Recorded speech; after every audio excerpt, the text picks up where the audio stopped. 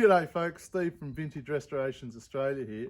In today's episode I focus on getting the footwells welded into that bulkhead, and I also start stripping down the steering component. John gives us a bit of tool talk, he looks at flange tools, and he also builds a transformer for electrolysis. So tune in and enjoy the episode.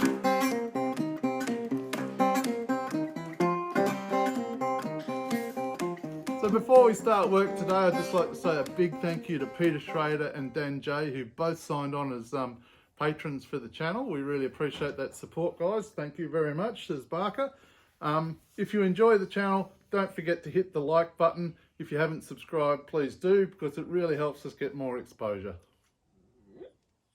Oh, isn't that boring? Oh. All right, so we've got what I first built back in the day, which is just a pair of vice grips, welded some steel on with a little offset in the jaw so that you can squeeze them nice and tight. And when you put it on your sheet and squeeze, Well, football valve. and release, you see you get the little jottle in the edge. Yep. So you can lap a piece of steel together and weld them and have a nice flush on one side. And then later on, I bought the pneumatic version. So this is good because you just slide it on to that depth, push the handle. There's the noise. Yep, and it just does it. And the funny bit on the other side, push the handle and that punches a hole through the sheet. For spot welding? Yeah, so you can simulate a spot weld with a MIG welder or a stick welder or an oxy welder. Hole through one side, Flat and on the other. weld through the hole into the plate. Or you could pop rivet if you wanted to, or solid rivet. A lot of Land Rovers, a lot of solid rivets. Anyway, Weld it. MIG. Yep. You know what MIG stands for, don't you, John? metal in gap. That's right. You can see here, we do these little overlaps like that. We've got a lot of material and you don't want it sloping up, you want a nice connection. Put a little bend in it, bang, away you go. And that's gives you a much nicer finish to weld through.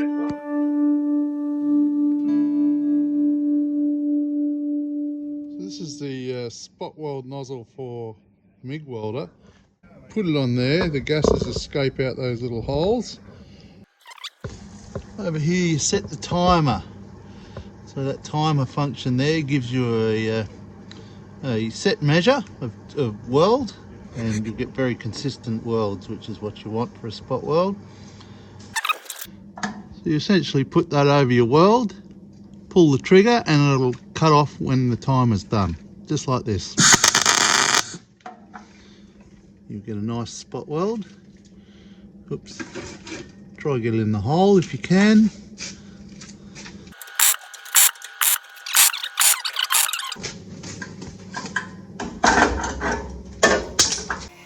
It's done a great job of spot welding that.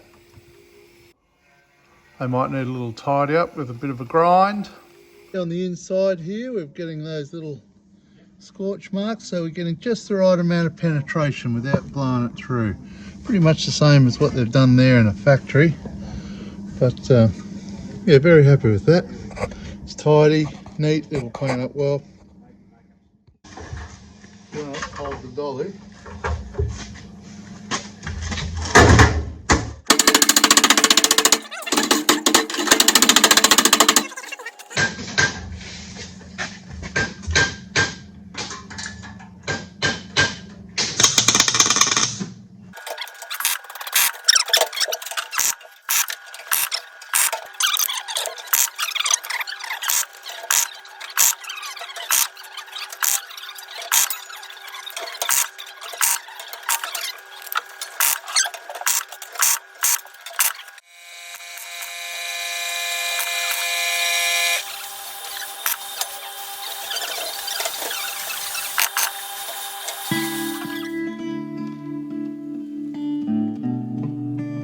Nice example of drilling out the spot welds. You can see how many spot welds are in there.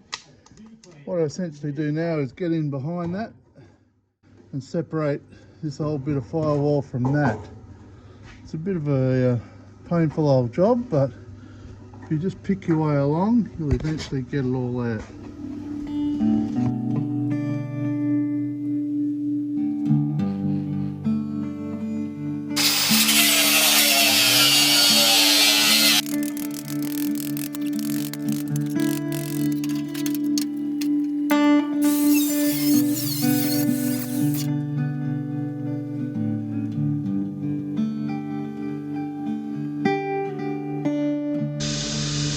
So while I got this all open, I'll give it a bit of a clean up. And a good old fashioned spray with tannic acid.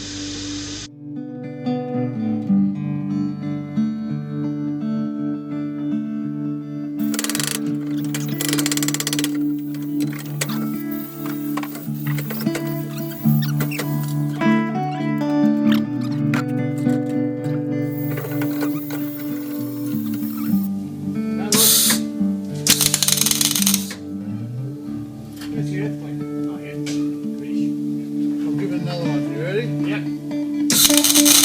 Oh, nice colour there. One more. Yep. Good colour. In fact, even a little blister on this side. Oh, I love a little blister. Can I let go? Yeah, you can let go. Thank you.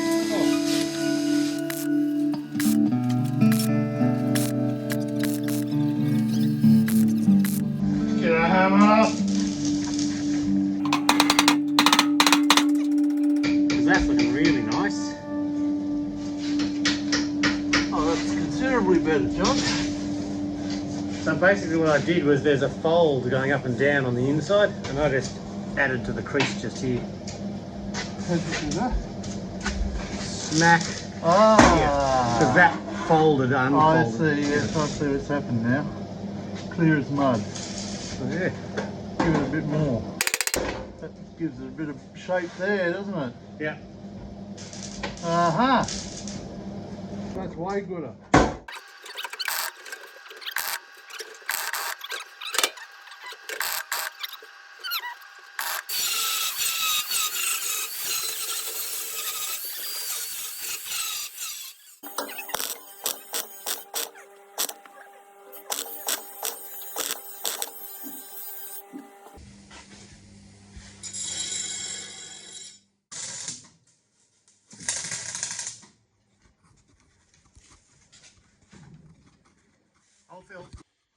Quite a bit of chopping and belting and things, but they're in. They look pretty good, I think. Yeah, Red Dog, you'll get run over. Is that rear diff just dragging or something? The rear. It's the fastest it's gone in a long time, John. Oh, it's a beauty.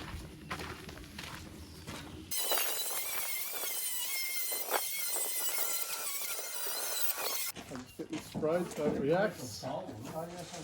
Everybody having tea? Yes, thanks.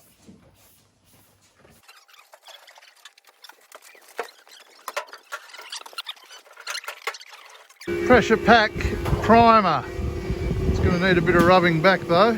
It's as rough as guts, that stuff, so the lesson is don't use pressure packs. I was just being a bit lazy. Now I've created a bit more work for myself, but I'd normally rub that back anyway, but it's probably a bit more rubbing back than I wanted.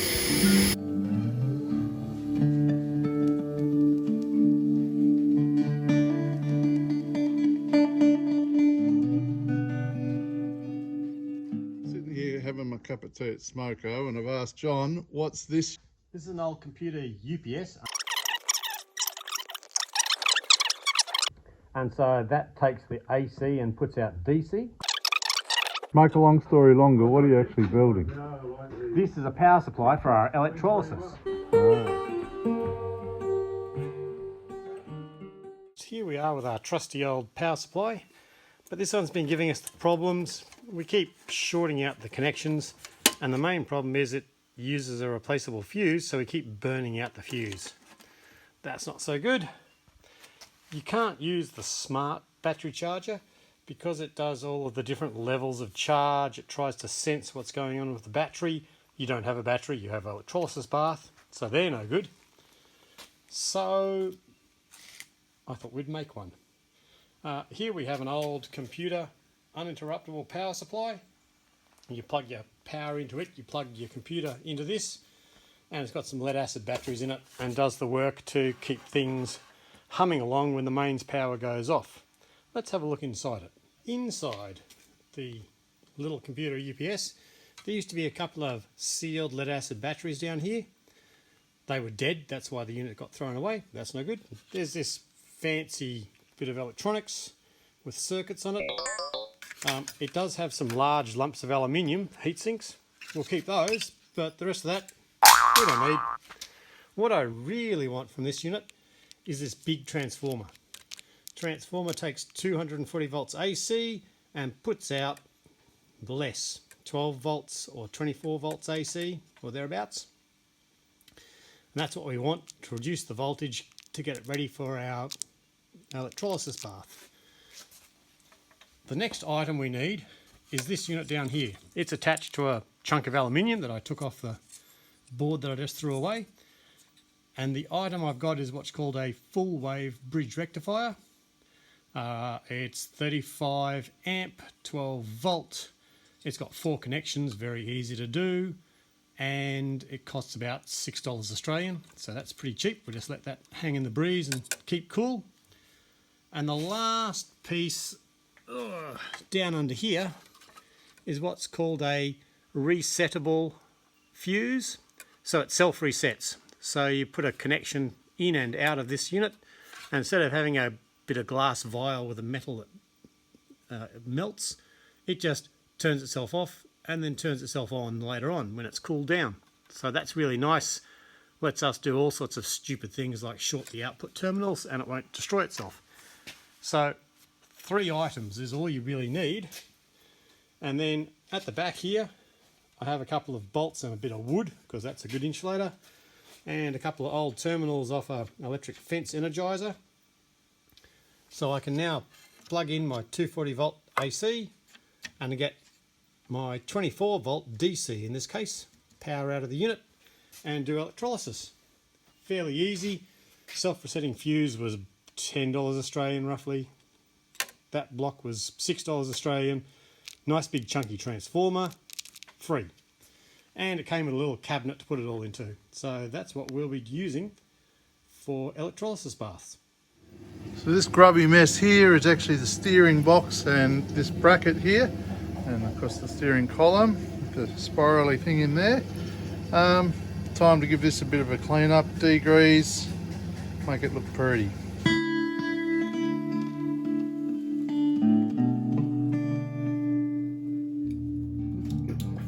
There's a lot of pressure on that. Oh, something moved.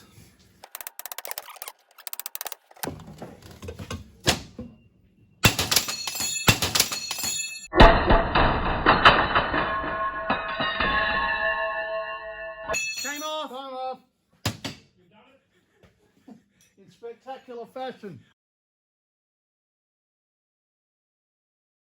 Spend a bit of time just working on those brackets, getting those all stripped down and cleaned up. I had a couple of odd cans of primer left, that's why they're different colours. Anyway, they were going on next. And then got to do a bit more cleaning up in here and a bit more before I finish the painting on this side. But it's coming together. We've started breaking down the steering components. Steering box there, I've got the top off it. And got to get a couple of new seals and the oil seal for down here. And I'll get those ordered this week and hopefully they're ready by next shed day. So thanks for watching, folks. I hope you enjoyed that and got something out of it. Any questions, queries, suggestions, we'd love to hear from you. We really do enjoy your feedback. So pop it down there in the comments section. I'm back on the tools working again, doing my restoration building work. I'm also helping out my buddy Sam Martin over there on Refuse Revival. Check out his channel, it's fantastic. He's a funny guy and he's doing some great stuff. So check that out as well. I guess until next week, take care of yourselves and look after each other. See you, folks.